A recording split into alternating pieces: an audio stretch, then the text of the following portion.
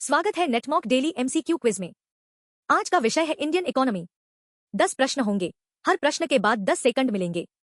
चलिए शुरू करते हैं। भारत में अंतिम ऋणदाता के रूप में कौन सी संस्था कार्य करती है?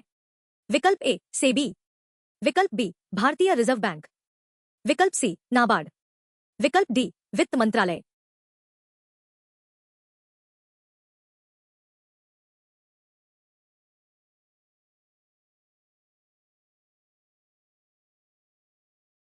सही उत्तर है विकल्प बी।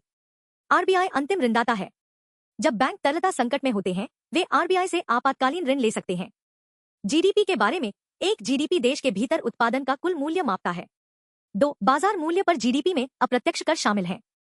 3 भारत 2011 से 12 आधार वर्ष उपयोग करता है। कौन सा से सही?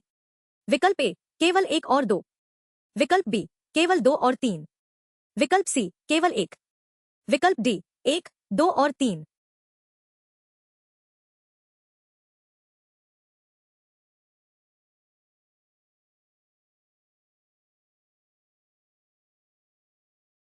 सही उत्तर है विकल्प डी, तीनों सही। जीडीपी अंतिम उत्पादन मापता है। बाजार मूल्य जीडीपी में अप्रत्यक्ष कर शामिल। भारत 2011 से 12 आधार वर्ष उपयोग करता है। एफआरबीएम अधिनियम का मुख्य उद्देश्य क्या है? विकल्प ए विदेशी निवेश बढ़ाना, विकल्प बी मुद्रास्फीति नियंत्रण, विकल्प सी राजकोषीय घाटा कम करना, विकल्प डी सरकारी राजस्व बढ़ाना।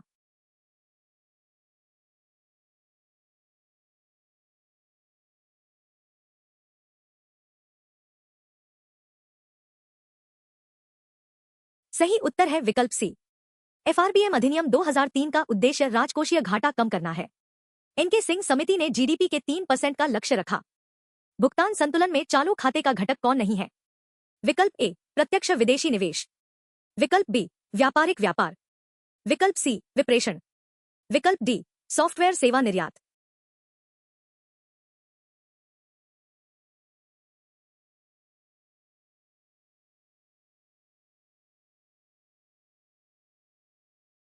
सही उत्तर है विकल्प ए।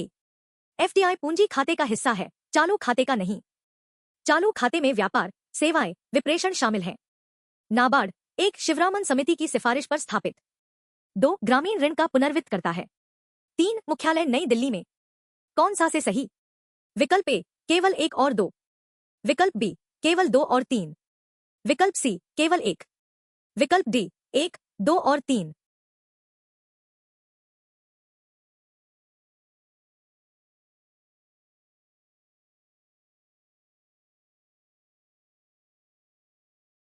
सही उत्तर है विकल्प ए। कथन 1 और 2 सही। 1982 में शिवरामन समिति पर स्थापित। ग्रामीण ऋण पुनर्वित्त करता है। कथन 3 गलत, मुख्यालय मुंबई में है। एमपीसी मुख्य रूप से किसके लिए उत्तरदायी है? विकल्प ए विनिमय दरें तय करना, विकल्प बी शेयर बाजार विनियमन, विकल्प सी सरकारी उधारी प्रबंधन, विकल्प डी नीतिगत रेपो दर निर्धारण।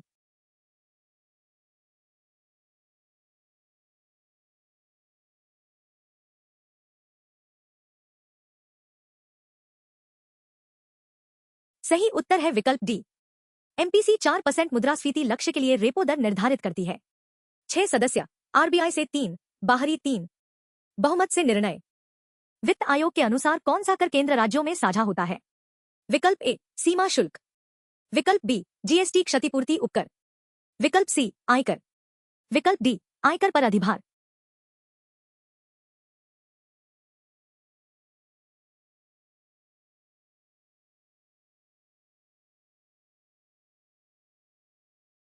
सही उत्तर है विकल्प सी। आयकर अनुच्छेद 270 के तहत विभाज्य पूल में है। सीमा शुल्क, उपकर और अधिभार साझा नहीं होते। प्राथमिक घाटे की गणना कैसे होती है? विकल्प ए कुल व्यय घटा कुल प्राप्तियां, विकल्प बी राजस्व व्यय घटा राजस्व प्राप्तियां, विकल्प सी राजकोषीय घाटा घटा ब्याज भुगतान, विकल्प डी पूंजीगत व्यय घटा पूंजीगत प्राप्तियां।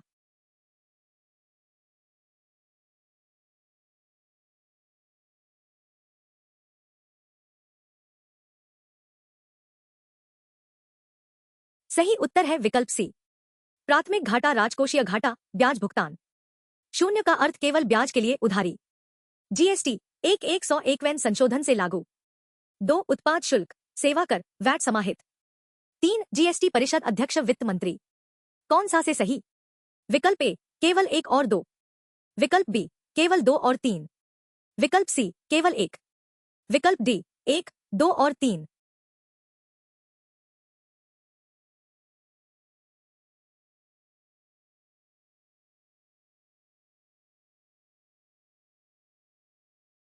सही उत्तर है विकल्प डी, तीनों सही।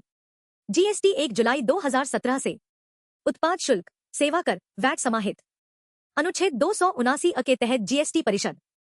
प्राथमिकता क्षेत्र ऋण, 1 कृषि प्राथमिकता क्षेत्र, 2 शिक्षा ऋण शामिल, 3 लक्ष्य एनडीसी का 40%। कौन सा से सही? विकल्प ए केवल 1 और 3, विकल्प बी 1, 2 और 3, विकल्प सी केवल 2 और 3, विकल्प डी केवल 1 और 2।